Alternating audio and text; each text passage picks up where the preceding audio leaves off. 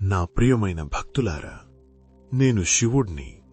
ఈ సృష్టిలో నిశ్శబ్దంగా ధ్యానంలో కూర్చున్నానని మీరు చూస్తారు. కాని ఆ నిశ్శబ్దంలోనే అతి గొప్ప శక్తి దాగి ఉంది. మీ జీవితంలో బాధలు వస్తున్నాయా? నిరాశ, భయం, ఒంటరితనం మిమ్మల్ని కమ్ముకుంటున్నాయా? గుర్తుంచుకోండి, చీకటి ఎంత గాఢంగా ఉన్నా వెలుగు పుట్టే సమయం దగ్గర్లోనే ఉంటుంది. నేను పర్వతాల మధ్య ఒంటరిగా కూర్చున్నాను. అదేలా మీ జీవితంలోనూ కొన్ని సమయాల్లో మీరు ఒంటరిగా అనిపించవచ్చు. కాని ఒంటరితనం బలహీనత కాదు, అది మీలోని శక్తిని గుర్తించే అవకాశం. భయాన్ని వదిలేయండి. భయం మీ మనసులో పుట్టే భ్రమ మాత్రమే. మీరు శక్తివంతులు. మీ శ్వాసలోనే ప్రాణశక్తి ఉంది. మీ ఆలోచనలే మీ భవిష్యత్తును నిర్మిస్తాయి. నేను విషాన్ని తాగాను, కాని ప్రపంచాన్ని కాపాడాను. అలాగే మీరు కూడా మీ బాధలను బలంగా మోయగలరు.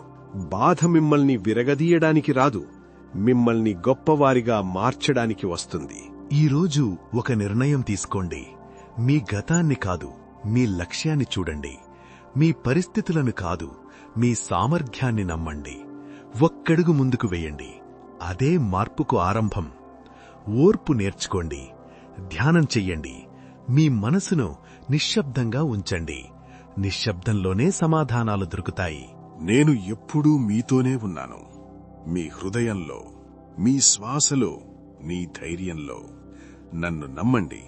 మిమ్మల్ని మీరు నమ్మండి. లేచి నిలబడండి. మీ జీవితం మీ చేతుల్లోనే ఉంది. శక్తివంతులుగా జీవించండి.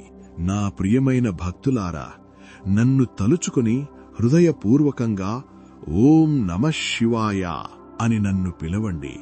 ఒక్క క్షణంలోనే, ఒక్క గడియలోనే మీ కష్టాలను తొలగించే శక్తి నాకుంది. మీ బాధలు, భయాలు, అడ్డంకులు అన్నీ కరిగిపోతాయి.